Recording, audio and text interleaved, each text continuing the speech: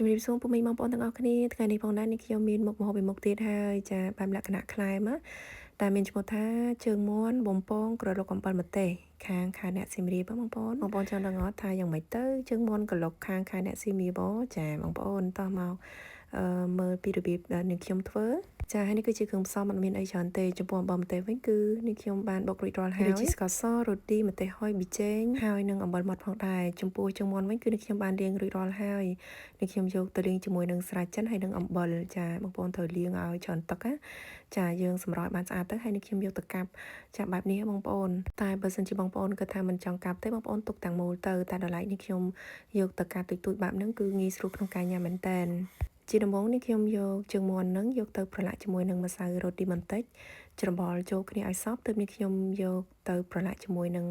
ម្សៅសម្រាប់បំពងចំពោះការប្រឡាក់នឹងវិញបងប្អូនធ្វើយ៉ាងម៉េចដើម្បីឲ្យម្សៅនឹងគឺវាជាប់គ្នានឹងជើងមាន់នឹងបានល្អណានិ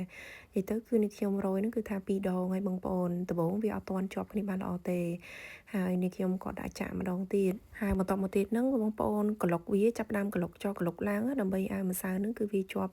នឹងជើងមាន់មុននឹងនេះខ្ញុំយកជើងមាន់នឹងទៅបំពងជាដំបូងនឹងគឺនេះខ្ញុំត្រូវតែបំពងគល់ស្លឹកគ្រៃនឹងមុនគេចំពោះការបំពងគល់ស្លឹកគ្រៃនឹងផងដែរចាគឺបងប្អូន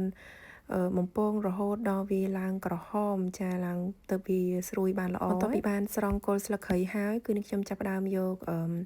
ខ្ទឹមសខ្ទឹមក្រហមហើយនិងម្ទេសនឹងយកទៅបំពងបងប្អូនកុំភ្លេចកូរវាចុះឡើងប្រយ័ត្នខ្លោចណាចាយើងបំពងវារហូតដល់វារៀងឡើងក្រហមព្រឹងបែបនេះទៅចាទើបយើងចាប់ដើមស្រង់វាឡើងហើយវគ្គដែលយើងបំពងជាចុងក្រោយគេហ្នឹងគឺជើងមាន់ហើយនឹងស្លឹកក្រូចផងដែរហេតុផលដែលនេះខ្ញុំយកគ្រឿងហ្នឹងទៅបំពងមុនគេគឺដើម្បីឲ្យជើងមាន់របស់យើងហ្នឹងគឺវាមានឈ្ងុយជាមួយនឹងជាតិគ្រឿងទាំងអស់ហ្នឹងចូលទៅក្នុងសាច់ជើងមាន់ផងដែរចំពោះការបំពងជើងមាន់វិញគឺនេះខ្ញុំបំពង2ដងបំពងលើកទី1ប្រហែលបាន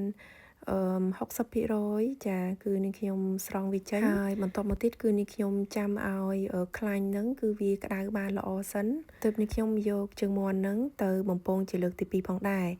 ចំពោះខ្លាញ់នេះបងប្អូនត្រូវតែដាក់ឲ្យច្រើនជាងនេះបន្តិចទេបងប្អូនដល់ឡែកនេះខ្ញុំអស់ចំពោះសីតុណ្ហភាពហើយនឹងភ្លើងវិញបងប្អូនត្រូវដាក់ឲ្យរៀងក្តៅខ្លាំងបន្តិចទេបងប្អូនកាលណាតាដាក់រៀងភ្លើងតិចហ្នឹងគឺថាដឹងតែជើងមាន់របស់បងប្អូនបៀមនឹងខ្លាញ់ហ្នឹងហើយវាធ្វើឲ្យស្វិតហើយកញ្ច្រារបស់នេះខ្ញុំហ្នឹងក៏ភ្លើងវាមិនសូវខ្លាំងប៉ុន្មានដែរបងប្អូនព្រោះវាអត់ដូចភ្លើងនៅតាមគេរេស្តូរ៉ង់បងប្អូននៅតាមរេស្តូរ៉ង់គេប្រើជាមួយនឹងភ្លើងហ្គាសហើយចាគឺភ្លើងគេចេញមកគឺថាក្តៅខ្លាំងមែនតែនអញ្ចឹងគឺងាយស្រួលក្នុងការចម្អិនម្ហូបខ្លាំងមែនតែនយើងបំពងជើងមាន់នឹងរហូតដល់វាឡើងក្រហមបែបនេះបងប្អូនចាទៅ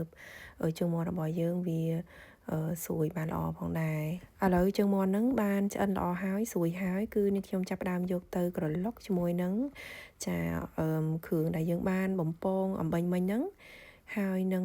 អំបិលម្ទេសផងដែរហើយនេះខ្ញុំចង់ឲ្យរៀងហឹរបន្តិចបងប្អូនក៏នេះខ្ញុំបន្ថែមជាមួយនឹងម្ទេសហុយផងដែរចាហើយជាបន្ទាប់ហ្នឹងក៏យើងចាប់ផ្ដើមក្លុកវាធ្វើម៉េចឲ្យវាបានចូលជាតិល្អ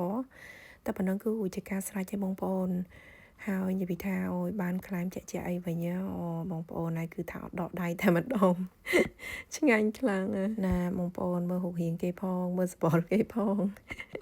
អូយតំណងឯងបងប្អូនចាបើបងប្អូនពេញចិត្តជាមួយនឹងវីដេអូនេះកុំភ្លេចជួយ like និង share ម្នាក់មួយផងណាហើយជូនពរបងប្អូនសុខសប្បាយហេងជោគជ័យទាំងអស់គ្នាអរគុណច្រើនសូមជម្រាបលាជួបគ្នានៅវីដេអូក្រោយៗទៀតបាយបាយ